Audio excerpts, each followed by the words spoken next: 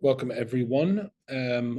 Just going to give everybody a minute or two to join the session today. In the meantime, we've prepared a couple of poll questions to keep you entertained. So let me share the poll with you.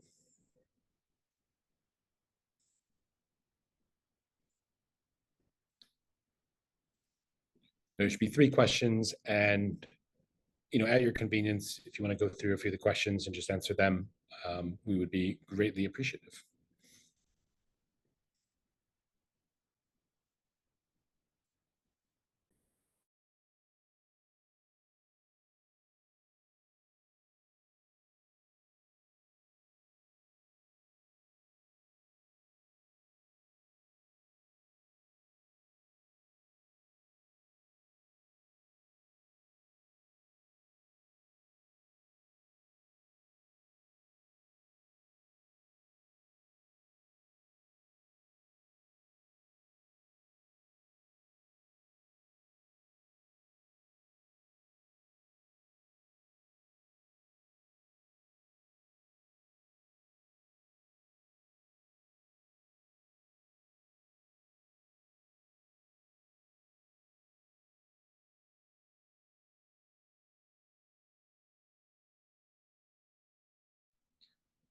We'll just give this about another 30 seconds, and then we'll get started.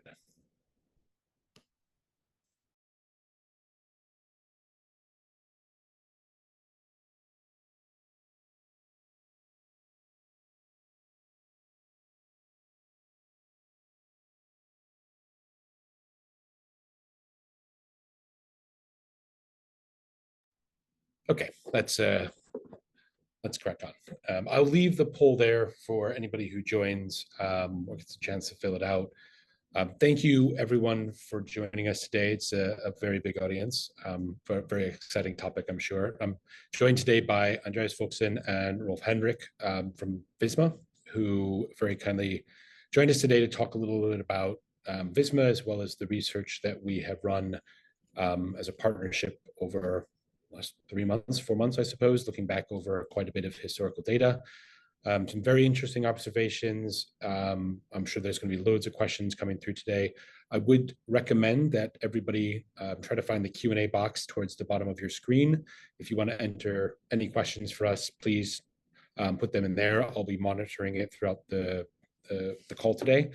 And I'll try to ask our presenters any of these questions as relevant. Obviously, we'll hold off for some at the end. So without further ado, I will hand over to Rolf Henrik, who is going to present to us a bit of an introduction to Visma as a business and setting the scene in the context for what has driven some of these core questions around understanding the impact of GenAI and software delivery. And then from there, Andreas will walk us through the actual research itself, the methodology, the questions they were looking to answer, and most interestingly, some of the results that they found. So, Rolf, if you'd like to take it away. Thank you, Will. Thank you for having us here today. So, I'm Rolf Henrik Beckstrand. I'm the Director of Cloud and Engineering in the Visma Group. Andreas is the key presenter today, one of the cloud architects in Visma, and the one being responsible for the project that we will present to you today. Now, if you're into sport, you might know that Visma is a fantastic cycling team. We are a bit more than that as well, I would say. In fact, we are a huge software company serving companies all over Europe and Latin America with what we call mission critical software.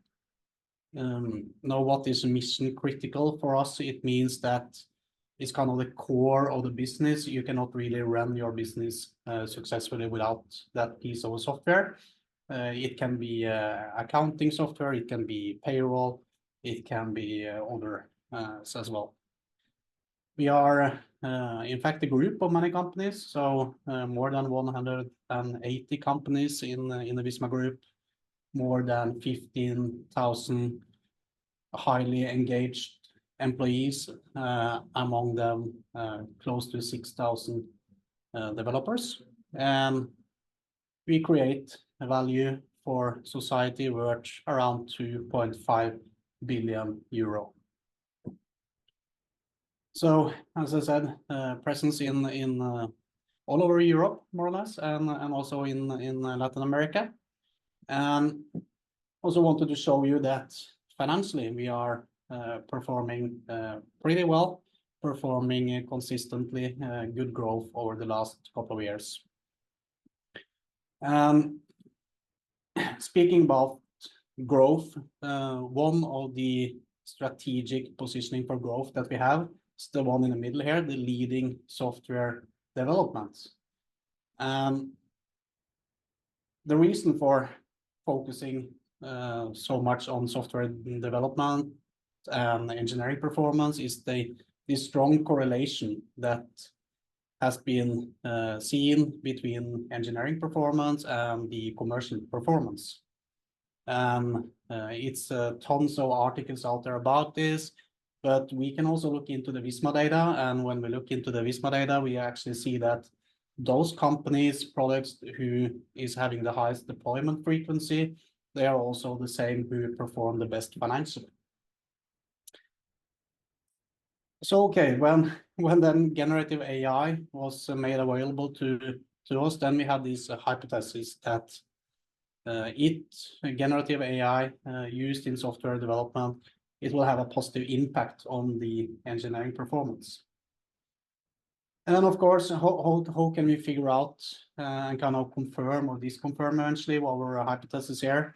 Well, the obvious thing to do is to ask the developers, right?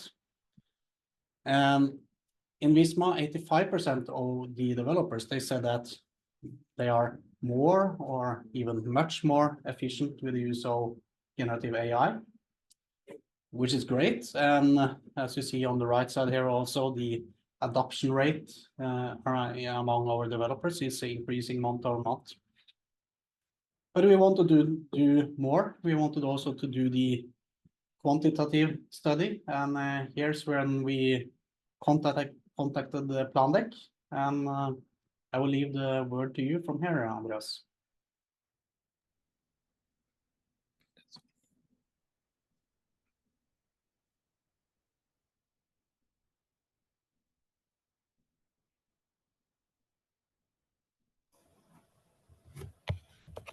Thank you, Rolf Henrik.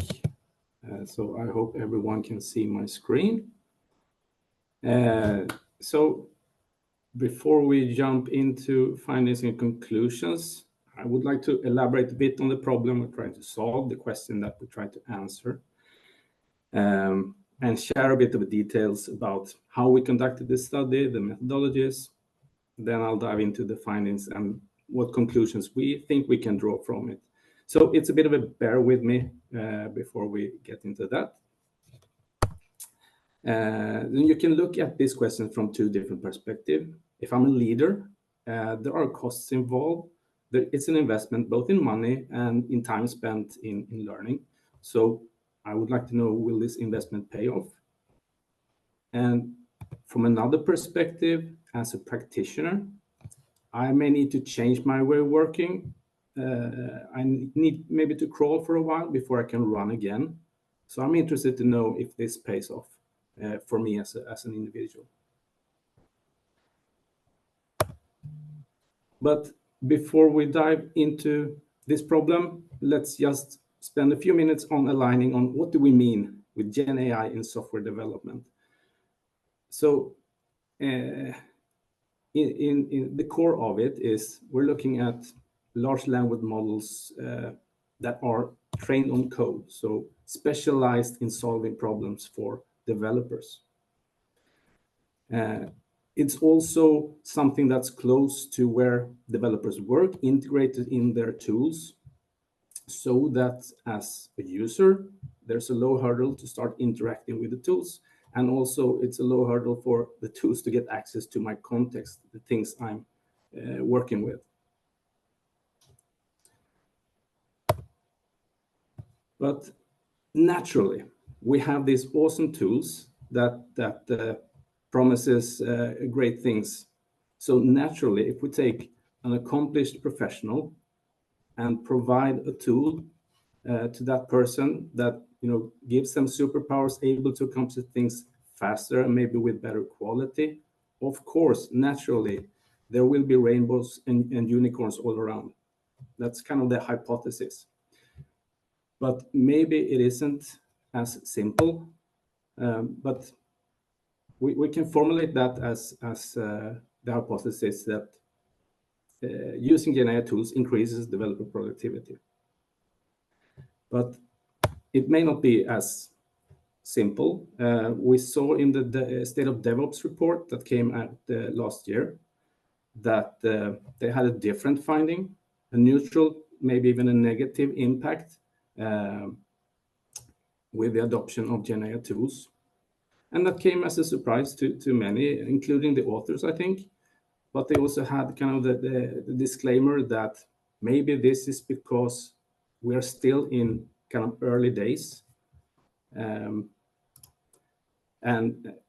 it may take some time to get up to speed using the tools. And maybe the tools themselves are in their early days and will become more efficient and better over time.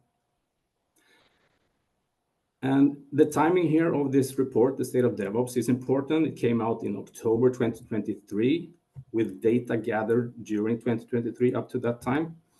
And these tools only started to gain traction during that year. So maybe if we have the luxury of looking at later data, we will see different results.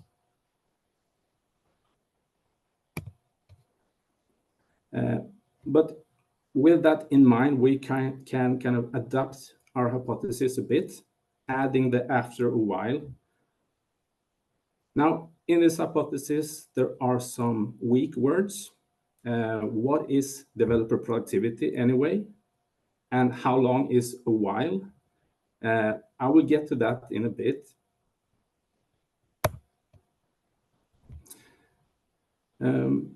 But let's explore what went into this project. So in Visma, we have the luxury of having multiple companies that we can reach out to. And we gathered 20-ish companies and had data from 30 teams, so more than one team from some companies. These teams differed in how much they had adopted GenAI tools, how many of the team members were using it. And they also started using it at different times. So they had more or less time to work with the tool and getting to know them. And we combined this with Plandek. So these teams onboarded to Plandek so that we could look at their engineering data, basically data deduced and extracted from issues, commits, and PRs. And in Visma, we also have a second data source, our version of the DORA metrics that we call SDOP. So that's also in the mix. And, data is excellent, but it also makes sense to ask people what they think. So for this team, we also devised a survey that we sent out to get their perception of the impact as well. So with this data, we put on the lab coats and try to do some science. Now, about those weak words in the hypothesis. So let's start by defining a bit what we mean with productivity. Productivity it's not in development, it's not a one-dimensional thing. It's not like the speed of a car. So it's one thing to kind of define the values that we would like to strengthen in an organization, the outcomes. It's another thing to find metrics that are measurable, where we can expect some good data quality and as free from bias as possible, and with kind of a high signal to noise ratio. And to achieve that, it makes sense to think about different dimensions of productivity.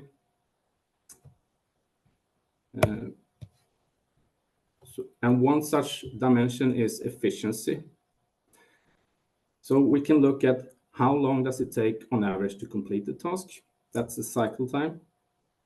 And how many tasks on average are completed per time period, the throughput. And we can combine that with throughput over cycle time, essentially a unit of work per day or task per day value.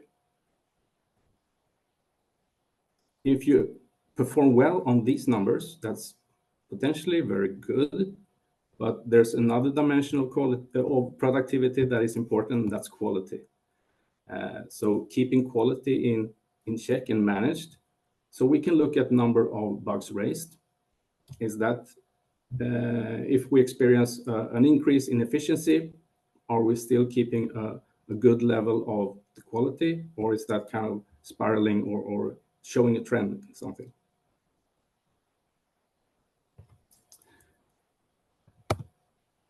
On methods, so for these teams, as I mentioned, they started using GenAI tools at different periods or at different times. So they have different before and after periods. So basically for each team, we defined this is their before and this is their after. And advised from the State of DevOps report, we excluded the transitional period. So in time granularity, we used quarters just to kind of even out the natural fluctuations you will see in throughput, depending on what you have on your plate and small things that affect these metrics. So looking at quarters and excluding the transitional quarter, the time when you started using the tool.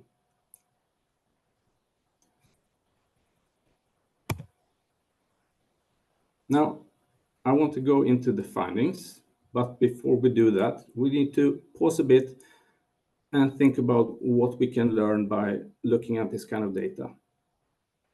So software development and delivery is a complex activity, and if it is successful, it requires people and skills and knowledge, communication and coordination, processes and tools, many things that needs to be aligned and kind of hitting sweet spots. And there are moving parts here that impact the outputs and the outcomes.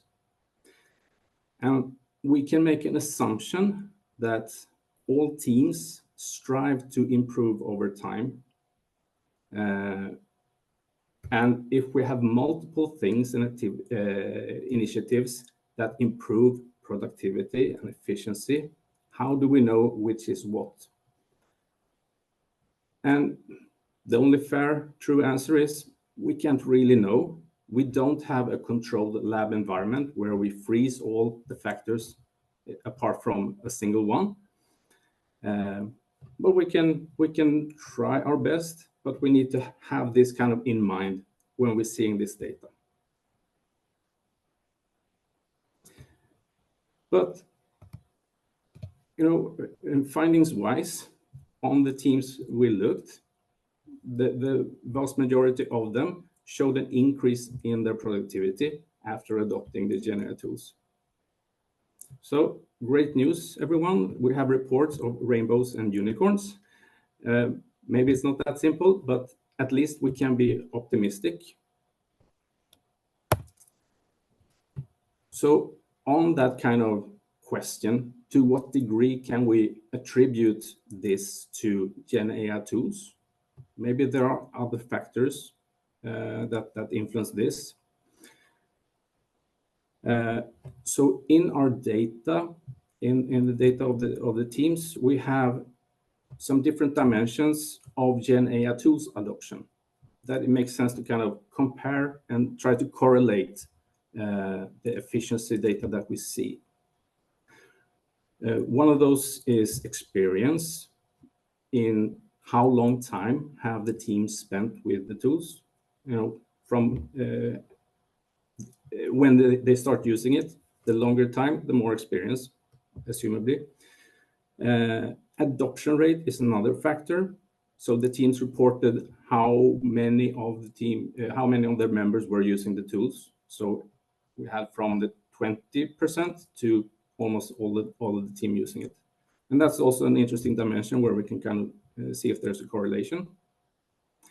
And then from the survey, we asked team members about how important they perceive GenAI tools to be in their use cases. So if you perceive it to be important, then maybe it will have a higher impact. So looking at the first of those dimensions, experience, how long time have you had with the tool? Turns out it looks like there's some correlation there.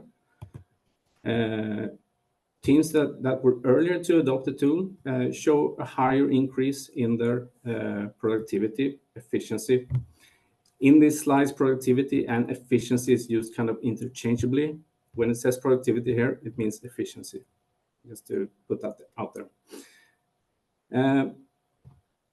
We need to balance these numbers with a disclaimer. There's a correlation coefficient that is weak, meaning there seems to be some, based on this data, there seems to be some correlation there, although weak.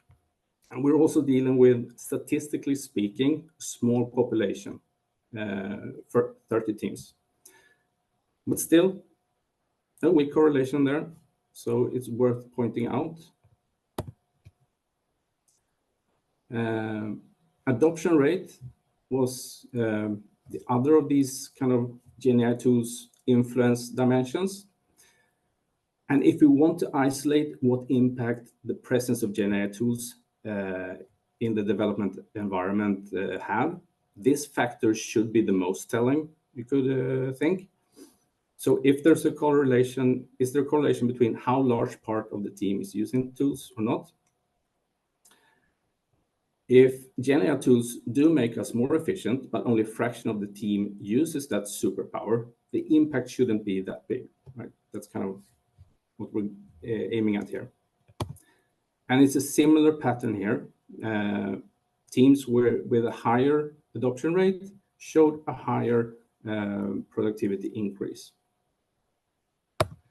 Again, correlation-wise, same disclaimer.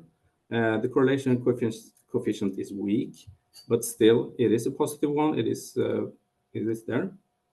So I think we can keep our optimism regarding the impact of GenAI tools. And then we had the third dimension about the perceived importance. So if we combine the answers to the questions, we get an importance score, perceived importance score. And if your team members on average perceive GenAI tools to be more important than another team, and maybe it has a higher impact influence on your process, does that mean that your productivity or efficiency increased more? Same here. There is a correlation, a bit weaker than the other, 0.2, but still it's pointing in that direction.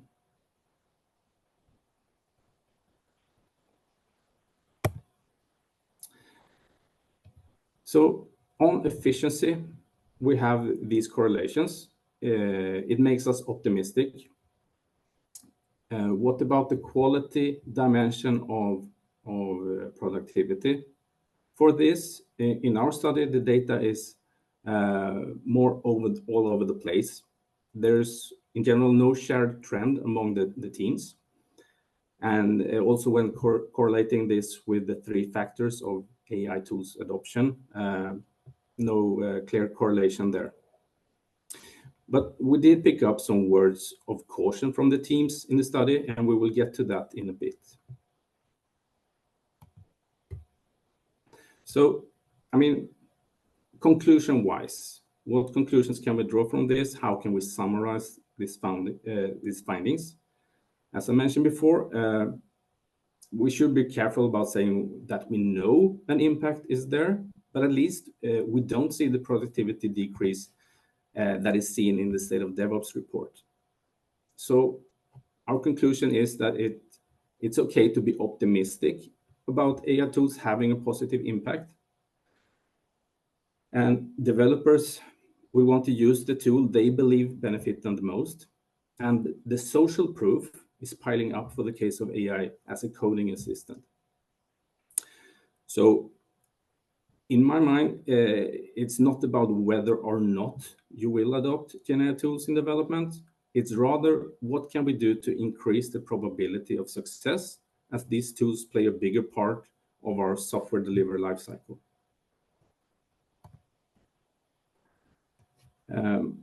Another interesting thing that we pick up is how important learning as a use case is for practitioners.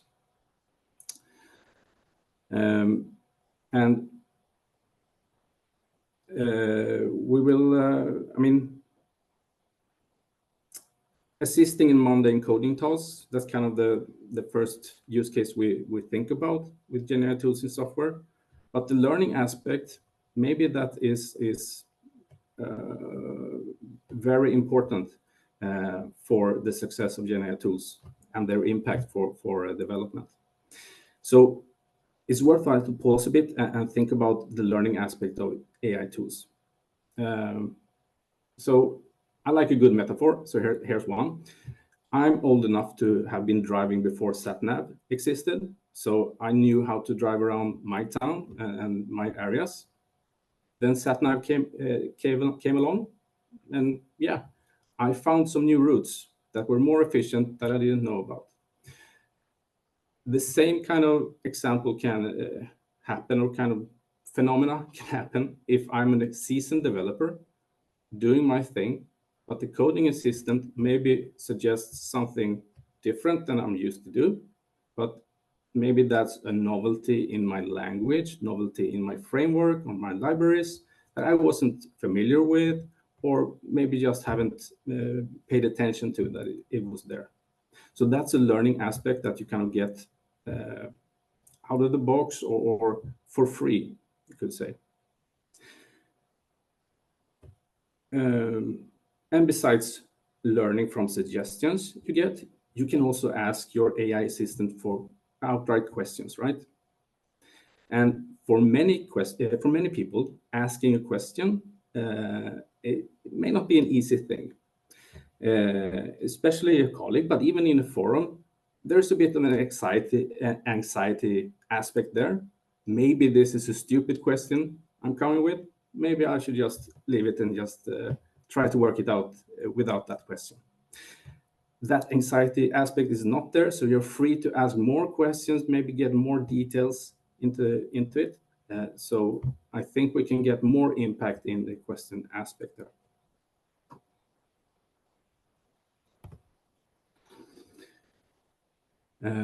I would like to highlight some themes that we picked up in the survey and from talking to the teams in this study as well. So as Rolf-Henrik pointed out, the developers, they sense, they see, they report that they have a positive experience with using these tools. They write better code faster and can get better outcomes faster, basically. But they also highlight the caution aspect, to always double check what you get. These tools do get it wrong. So you need to have some experience in evaluating the output you get.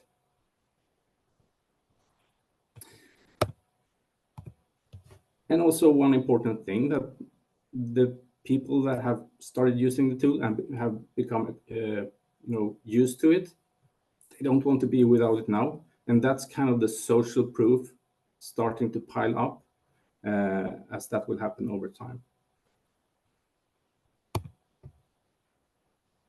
Also some interesting kind of anecdotes that we picked up when working with the teams. Having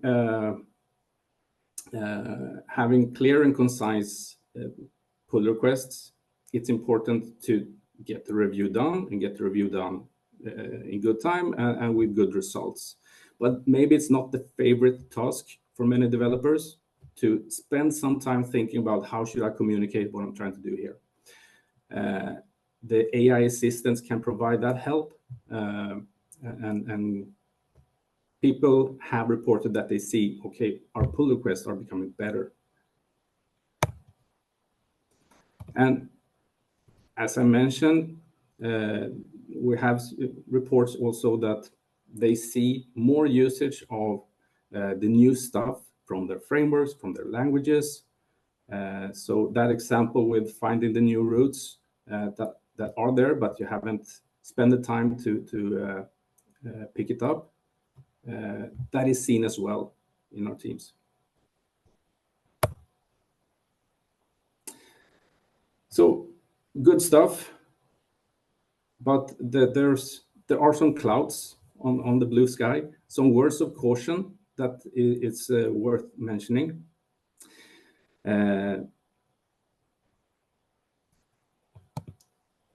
So one thing to look out for, one question that we should be aware of is if we have in the survey data that the people that attribute most important to GenAI tools, they are also the ones with lowest experience. So at the same time, the survey and kind of common sense states that you need some experience to evaluate the output from the tools. And the aspect I mentioned with you're free to ask question without disturbing anyone and without being worried that it is a stupid question. Will we get a generation of junior developers trained by GenAI? And what will that do with our quality?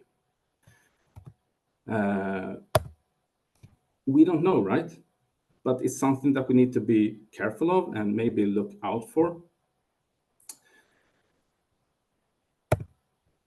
Another word of caution is about technical debt. So far, the tools are not fully aware of, the full context where we work. We may have an architecture, ways of working, conventions that the tools will deviate from. There may also be missed opportunities to utilize existing models in our code base, risking violating DRIVE principles. And if we don't manage this, there's a potential here to accelerate the creation of technical debt. Right? So this is something that we need to put out there and think about and manage technical debt in our teams. And I think in particular, the last word of caution, but maybe also the first one, we need to think about our engineering practices. Are they capable? Are they Gen AI ready, if you will? Do we have mandatory peer reviewing? Do we have quality gateways in our delivery pipeline that are automated, that are trusted and maintained over time? Because as we see, the practitioners state and highlight, you need to evaluate what the GenAI tools generate. So as the developer committing code, I have that responsibility, but also the team, the pipeline, that responsibility must be kind of put across the board there. So final words of conclusion to kind of summarize this. I think we can be optimistic about GenAI tools having a positive impact on productivity, and our data support this. At the same time, as I mentioned, we should be vigilant and continue to learn about what are the best practices, what are the risks, and for the risks that we foresee or think are there, how do we manage it? But that concludes my slides. I think I've gone over the time a bit. Sorry for that, but maybe there are some questions. No, that's fantastic. Thanks, Andreas. Yeah, there's a number of questions and a few things that have come up. I think I'll start with one, which was similar to something I was going to ask, because I've appreciate some of the weaker correlation with the data set, but obviously some of the results that we saw, especially when teams crossed over that 6-month period, led to a lot of optimism and a lot of interest. Looking at your data and balancing it with some of the survey feedback and the qual feedback, anecdotal that you got, or the larger scale surveys that we ran, did you see any correlation between productivity gains and how they relate to team maturity, levels of technical debt, modern platform adoption? For example, the teams who already follow mature DevOps practices with modern tech stacks benefit more or less than, say, other teams that aren't, that are in that same position, don't benefit from the maturity or the modern tech stack? No, we did not do that correlation. We didn't collect that kind of data from the teams. I would say in general, Visma teams are quite mature in these regards. In particular, teams that signs up for these kind of studies, right? Self-selecting profile, to a certain extent. Yeah, no, appreciate it. What would you say anecdotally, just in reflection and thinking through some of the companies and the teams that say it started the journey back in January of this year versus other ones? Are there any sort of interesting insights from there in terms of, again, anecdotal as it might be, but thoughts that you have taken away in terms of the impact that those teams had versus maybe some of the newer companies, newer products that were taking on GenAI, say, at the tail end of last year or earlier this year?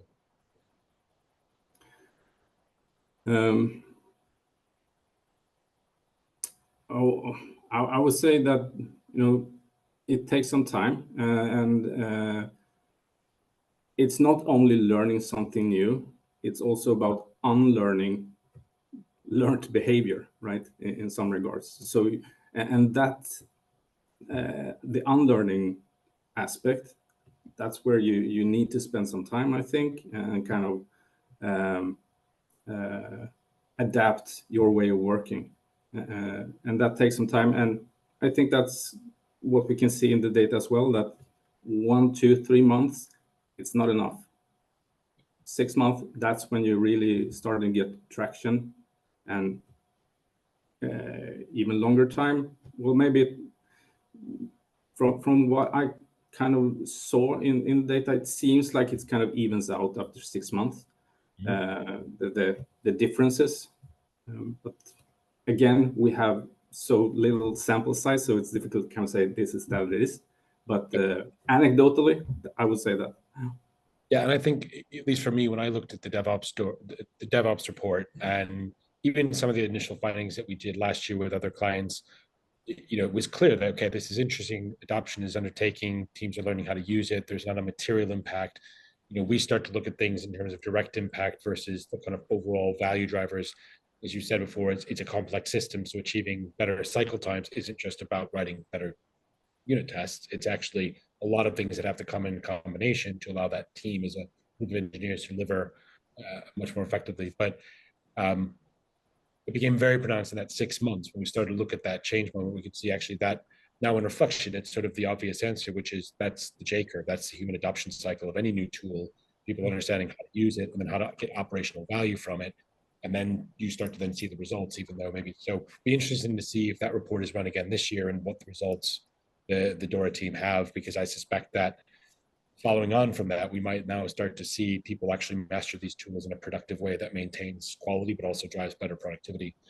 Another one from Ben here. What training did you guys provide to the team over those first kind of 3 to 6 months as they were, lots of these different, for everyone's kind of benefit here, there were teams that started the journey in January of last year, and there were teams that started at the end of last year. So we saw multiple teams going at different phases in parallel at different time. But was there anything that you guys learned over time, or anything takeaways you think of, training that you provided or support that you provided to engineers during the first kind of 3 to 6 months to kind of help them on that journey to operational mastery, lack of a better terminology?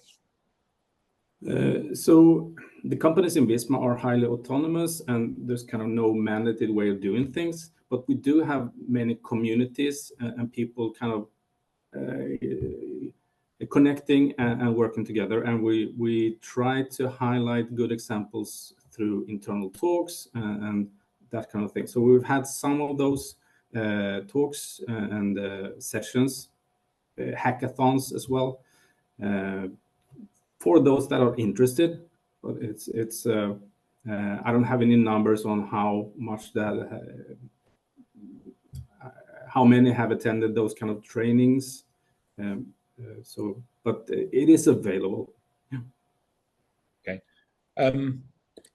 I kind of know the answer to this one because we spent hours and hours and hours looking at it. But you spoke a little bit about cycle time and throughput, right? Those are two kind of fundamental metrics that we spend a lot of time investigating in the Plandek tool.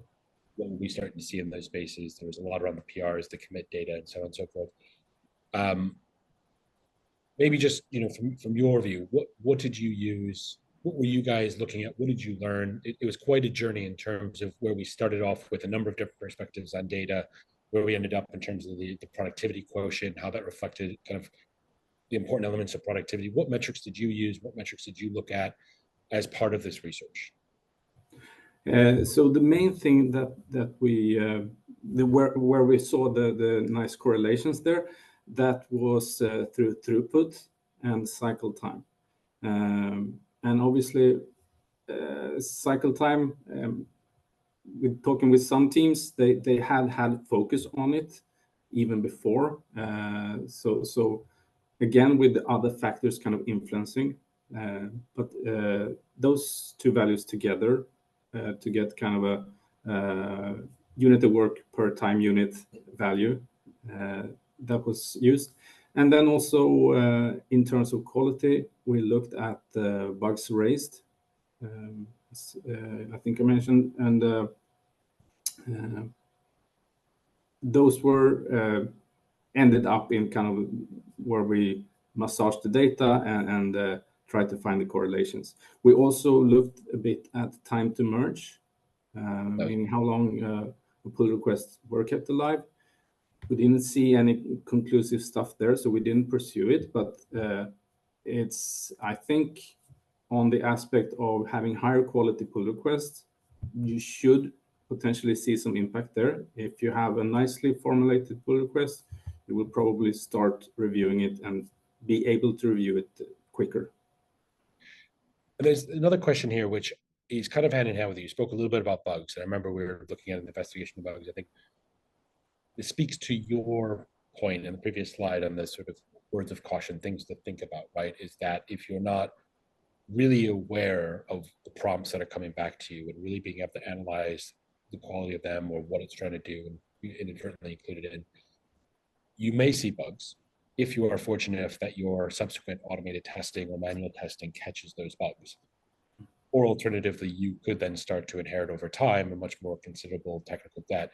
Is that something that you guys are actively thinking about in the adoption of the GenAI tools where, it's almost, it would be great if you were having more bugs in some way, because that means you're identifying the issues that maybe are slipping through the review of the prompts.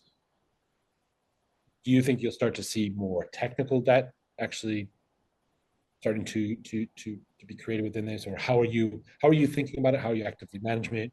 Rolf, Henrik, you might have some thoughts on this as well. I don't want to exclude you from answering either if you've got some ideas. Yeah, I can mention for people not familiar with the Visma case. So this is something that we work with continuously. So we try to help teams get visibility about their state in terms of their quality gateways and also their technical debt management, and also kind of to highlight the importance of managing it.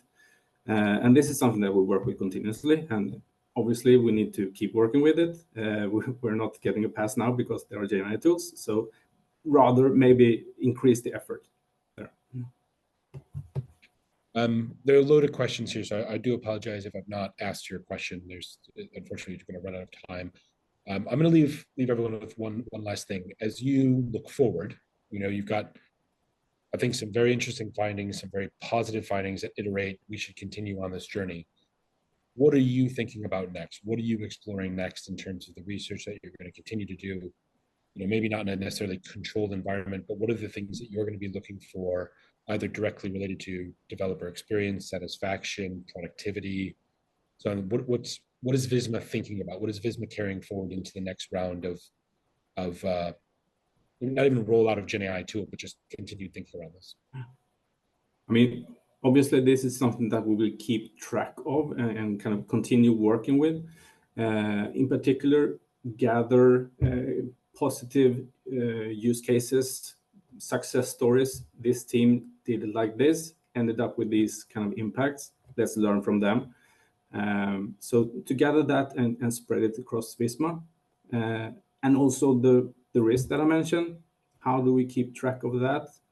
Maybe we need to conduct some more studies, look at data to understand, because these are things that maybe it hasn't happened yet, right? The risk that I mentioned. So we need to keep an eye on it and kind of track it and see what happens over time, right? And maybe Plandek has something additional for that. No, I mean, I think that we have said that we will definitely look into the testing aspect and to put a bit more effort into that one going forward.